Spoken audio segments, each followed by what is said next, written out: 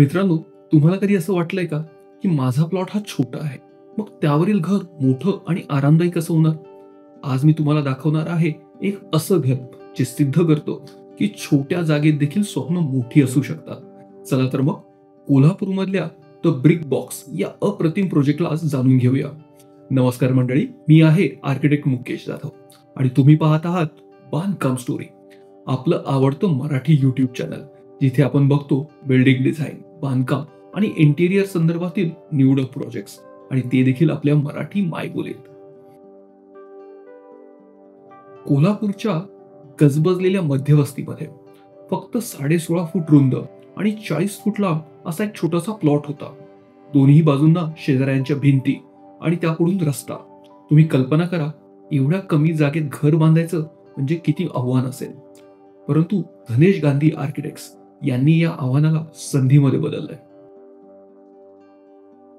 ठिकाण कोल्हापूर, महाराष्ट्र. आर्किटेक्ट धनेश गांधी. प्लॉटची साईज आहे 660 square feet पश्चिममुखी. Built up area आहे 2500 स्क्वेअर फीट. याचे बजेट आहे अंदाजे 3200 रुपये स्क्वेअर फीट. अर्थातच यात इंटिरियर देखील इन्क्लुडेड आहे. प्रोजेक्ट स्टार्ट झाला असेल नोव्हेंबर 2020 मध्ये आणि प्रोजेक्ट संपलाय ऑक्टोबर 2022 मध्ये. हे संपूर्ण घर G+3 मजल्यांचं आहे. या घरातलं सर्वात मोठं वैशिष्ट्य म्हणजे जागेचा उत्तम उपयोग. प्रकाश, वारा, प्रायव्हसी सगळं काही इतकं बारकाईनं प्लॅन केलं आहे की कुठेही गुदमरल्यासारखं वाटत नाही.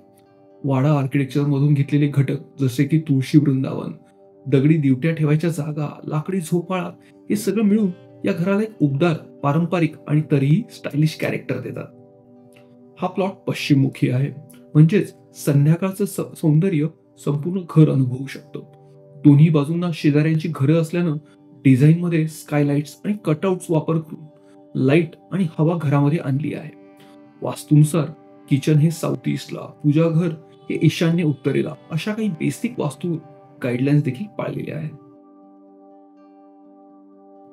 या घरातला प्रत्येक मजला, प्रत्येक रूम ही काही ना काही विशेष विचार आणि भावनिक जाणीव ठेवून तयार केली गेली आहे. आपण सुरुवात करूया ग्राउंड फ्लोर पासून. गेट उघडताच तुम्हाला तुळशी वृंदावन दिसते. इथे काळ्या बेसाल्ट स्टोनची जाडसर भिंत आहे. त्यावर छोटे छोटे दगडी प्रोजेक्शन्स जिथे दिवट्या लावता येतात. हे पाहून लगेच लहानपणच्या वाड्यांची आठवण येते. या छोट्या डिटेल्स घराला पारंपरिक रंग देतात. पार्किंग एरिया म्हणजे फक्त गाडी ठेवायची जागा नाही, तर एक अंगणासारखी स्पेस आहे. इथे लाकडी झोपाळा लावलेला आहे. सकाळी व संध्याकाळी हवा खात निवांत बसायला अगदी परफेक्ट जागा. या मजल्यावर मोझॅकची फ्लोरिंग आहे, ज्याचं डिझाईन हे पारंपरिक रांगोळीप्रमाणे आहे.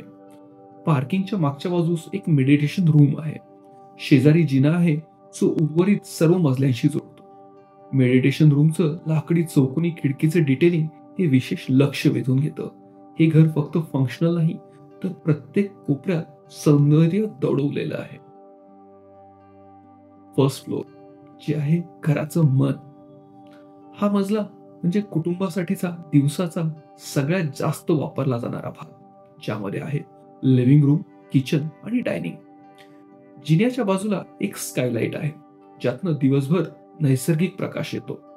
लिव्हिंग रूम मध्ये शिरताच तिथील लाकडी दरवाजा, कोटा स्टोन फ्लोरिंग आणि लाकडी खिडक्यांवर बसवलेले ब्रास फ्लावर्स सगळंच एक शांत, उबदार आणि क्लासी वातावरण तयार करतात. लिव्हिंग रूमच्या बाहेरील भिंतीवर लांबट आणि चौकोनी खिडक्या अशा पद्धतीने लावलेल्या आहेत की जणू त्या आर्टवर्कचाच भाग वाटतात. या खिडक्यांमधून येणारा प्रकाश आणि लाकडी फर्निचरचं कॉम्बिनेशन संध्याकाळच्या वेळी अक्षरशः स्वर्गीय वाटते. किचन दक्षिण पूर्व बाजूला आहे, त्यामुळे नैसर्गिक प्रकाशाचा उपयोग छान झालेला आहे. स्वयंपाकघराच्या शेजारीच पूजा रूम आहे, जे उत्तरेकडे आहे. ही छोटी गोष्ट सुद्धा वास्तुशास्त्रानुसार नीट बसवलेली आहे. ओपन जिन्यामुळे किचन आणि डायनिंगला मोकळं, एरी फिलिंग येतं. सेकंड फ्लोर जे आहे खासगी विश्व. दुसरा मजला म्हणजे पूर्णपणे प्रायव्हेट स्पेस. इथे मास्टर बेडरूम आणि दुसरे एक बेडरूम अथवा फॅमिली रूम आहे. मास्टर बेडरूम मध्ये पाय ठेवताच लक्ष जाते ती त्या सुंदर एक्सपोज ब्रिक वॉलकडे. या भिंतीवर हेडर, स्ट्रेचर आणि हेरिंगबोन पॅटर्नचे मिक्स आहे. म्हणजे साधं विटांचं काम देखील किती आर्टिस्टिक होऊ शकतं हे दाखवतो. पांढऱ्या भिंती, लाकडी फर्निचर आणि 4 खांबांचा बेड, अगदी क्लासिकल लुक. या बेडच्या खांबांवरचं कलश आकाराचे डिटेलिंग हे मंदिराच्या आर्किटेक्चरची आठवण करून देतं. मजल्यावर लाकडी फ्लोरिंग आहे, खिडक्यातून येणारा प्रकाश, एकंदरीत शांत वातावरण. त्यामुळे हा मजला तुमच्या घरातील सर्वात आरामदायी जागांपैकी एक आहे. थर्ड फ्लोर आणि टेरेस. वरचा मजला म्हणजे हा रिलॅक्सेशन झोन आहे. इथे आणखी एक बेडरूम आहे आणि त्यासोबत आहे सुंदर टेरेस. या टेरेसवरनं दूरवरचं महालक्ष्मी मंदिराचं शिखर आणि रंकाळा तलाव दिसतो. या टेरेसवर बसून संध्याकाळचा चहा घेताना होणारा वाऱ्याचा स्पर्श, समोरची वनराई आणि दूरवरचा ऐतिहासिक नजारा, आहा, अगदी परफेक्ट अँबियन्स. रेलिंगला लावलेले प्लांटर्स, फ्लोअरवर केलेलं टाईल मोझॅक आणि लहान लाकडी खिडक्या, हे सगळं खूपच पर्सनल आणि अस्थेटिक फील देते. या प्रोजेक्टमधनं आपण काय शिकतो? एक, छोटा प्लॉट म्हणजे मर्यादा नाही, तर ही डिझाईनची संधी आहे. 2, नैसर्गिक प्रकाश आणि वारा यांचं योग्य प्लॅनिंग तुमच्या घराला जिवंतपणा देते. 3, पारंपरिक डिझाईन एलिमेंट्समुळे तुमच्या घराला उबदारपणा येतो, त्याचं इंटिरियर आणि उठून येते. 4, योग्य झोनिंगमुळे प्रत्येक मजल्याचा वापर हा सुटसुटीत आणि फंक्शनल होतो. मित्रांनो, हे घर फक्त डोळ्यांनी बघायचे नाही, तर ते मनानं समजून देखील घ्यायचं आहे. इतक्या छोट्या जागेत इतके काही करणे शक्य आहे, याचा हे घर प्रत्यक्ष नमुना आहे.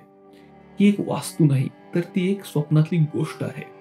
कोल्हापुरातल्या एका लहानशा प्लॉटवर लिहिलेली एक विचारपूर्वक अशी मोठी गोष्ट. या घरात राहणं म्हणजे अर्बन लाईफ आणि कल्चरल रूट्स यांचा सुंदर बॅलन्स अनुभवणं. जर तुम्ही तुमच्या स्वप्नातलं घर बांधायचा विचार करत असाल, तेही अगदी छोट्या प्लॉटवर सुद्धा, तर आमच्याशी नक्की संपर्क साधा. त्यासाठीची लिंक डिस्क्रिप्शन मध्ये दिली आहे. जर तुम्हाला ह्या प्रोजेक्टचे डिझाईन आणि संकल्पना आवडली असेल, तर व्हिडिओला एक लाईक आणि कमेंट नक्की द्या. आणि अशाच भन्नाट कंटेंटसाठी बांधकाम स्टोरी या आपल्या मराठी चॅनलला सबस्क्राईब तर करायलाच हवे. लवकरच पुन्हा भेटूया एका नवीन प्रोजेक्टसह. तोपर्यंत शुभम भवतु.